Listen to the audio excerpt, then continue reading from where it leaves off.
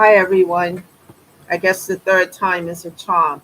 Tried to get on here twice before and I don't know what was going on, but here I am again today. Welcome back to Lisa's Love and Light. Thank you all for being here today. I hope you guys are having a good day. My day has been quite weird in some ways. Um, I'm trying to get some things off my plate because I can't do everything. I'm only one person. So um, I had a discussion with someone earlier today because I almost made another commitment. And when I looked at my schedule, I can't take on anymore. So I had to decline something. And the person she was not happy about it. But um, thank God nothing was signed or anything like that. But I just don't have the time. Time to me is valuable because my time spent, I work, I do this channel, I just finished a book, there's some things going on, and my time is being sucked in all these different directions. So I had to look at some things and finagle some things and take some things completely off my schedule so that I can rest when I have my break and I can come on and do this channel and all the other stuff. I just have to, you know, just take it off my plate because there's no time just to do all these things.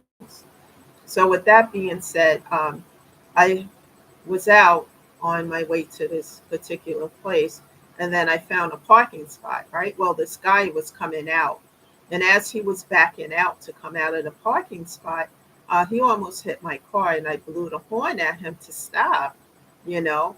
And this is an old guy, right? Older guy. And he rolled down his window and gave me the finger and then took off. I'm like, wow, this is where we at today? Really? Wow, people are just on crazy. But anyway, that's how my day has been. And I just have to have people just get upset. The good news is I didn't sign anything to make a commitment to something that I can't do.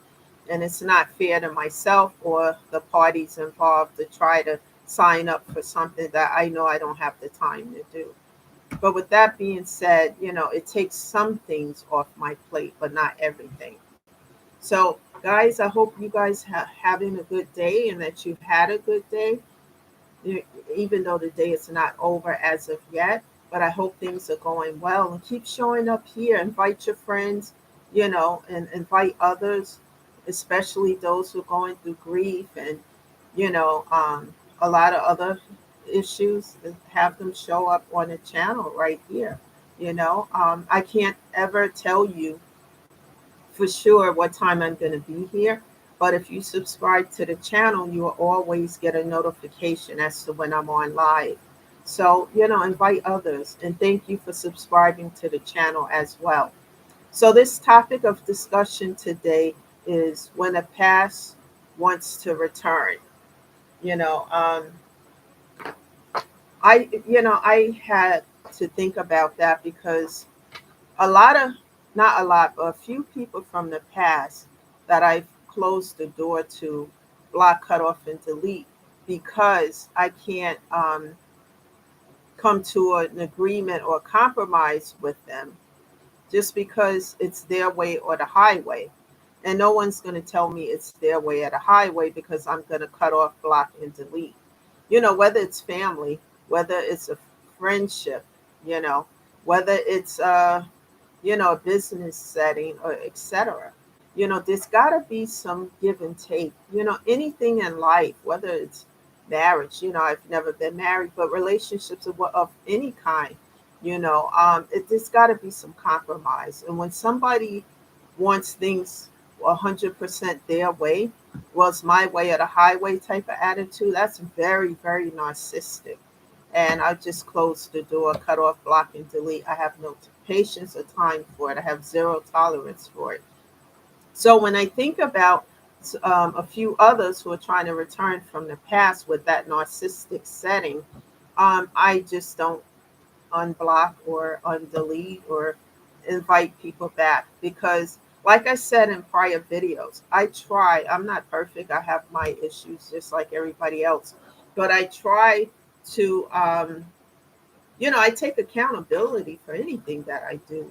Which I before healing, it was harder to do it, but it's easier now. Because I'm not in a place where, I know we all have faults, and we all make mistakes. But I'm not entertaining any form of toxicity or power control or ego or whatever it is, because that is unacceptable. It's abuse. So when I think about people coming back from the past trying to do stuff, hey, can we meet, talk, etc.? No, no. I had someone call me, and even though I have them blocked. They call from another number, but I already knew what it was. I'm not going to go into details how I knew. And then I had to block that number out, because I'm not interested. And that's what they don't understand about someone like myself, that I'll give chance after chance. And that's what I was doing in the past, giving chance after chance. And some of these things that these folks were doing, family, exes, ex friends, whatever, it was too much. It was way over the top and unnecessary. There wasn't a justifiable cause for it, except for to cause pain in my life.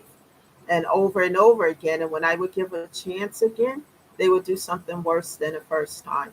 And so I got to the point, as I started to grow and heal and evolve, to leave that door shut. You know why, guys? Because if we want to grow and we want to heal and evolve and we want peace, sometimes we have to close the door to old stuff, toxic stuff, and we have to padlock those doors. Because in order for God to open up a new door and a new beginning, we have to close the previous door that's open. We have to close and padlock that door in order to receive what God has for us behind the new door, new beginnings. And for me, sometimes, people do that and sometimes they don't have to. But in my case, I had to do that and I left it all behind, so that I can grow and heal and work on me. I chose myself, and then I also chose new beginnings besides God. New beginnings, peace, inner peace, guys. Because as you start to grow and heal and do the work, it's going to be painful at first. It hurts a lot, because you got to look at these inner child wounds and why you do certain things and why it hurts and why you allow others to disrespect you and do A, B, C, and D. And I talk a lot about that, how I was doing that, why I was doing it. And as I started to work these things out in therapy, I started to grow from it and heal. I made a pro and a con list of all the people that were in my life, as my therapist suggested. And when I looked at, what it was, I said, no, the cons outweigh the pros. And it was always that way. I'm the one jumping through these hoops to make things work. And it was always me being subservient, there, please don't do this. And me trying to finagle and work things out while they just continue to be, ego tripping. So, as I grew and noticed and did the work, I just started setting boundaries at first. And as I set those boundaries, these folks didn't like it. And, as some of them disrespected them, and then I cut off, block, and delete. Now, I talk a lot about this because I always have conversations because I want people to understand we have to come to an agreement. Because if not, I'm going to cut you off and I'm going to block you and delete. And once I do that, I'm not undeleting, unblocking, I'm done because I'm walking towards that door that God has with the new beginnings and everything new. Because anything that's toxic, I'm done with it. Because once you start to heal those hurts within you, you no longer want that life of the abuse and the pain, and you do what I tell you kind of thing. Because when you do the work, your self esteem starts to rise, and I'm not talking about being ego tripping or anything like that. I'm talking about you start to care about yourself. You start to recognize what is for your highest good and what isn't. You start to recognize your self-worth.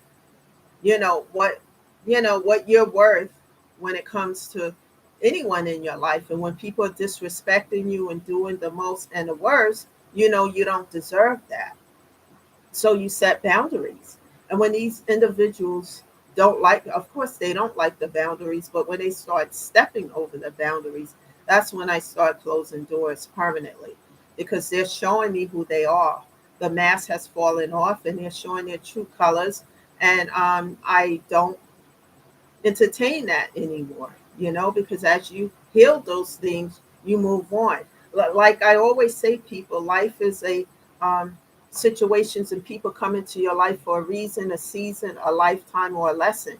And for me, many of these things were lessons and unlearned lessons. And when I learned them, that door gets shut and padlocked, because the lesson has been learned. And some of these things, I the will, the will of this stuff until the will almost fell off.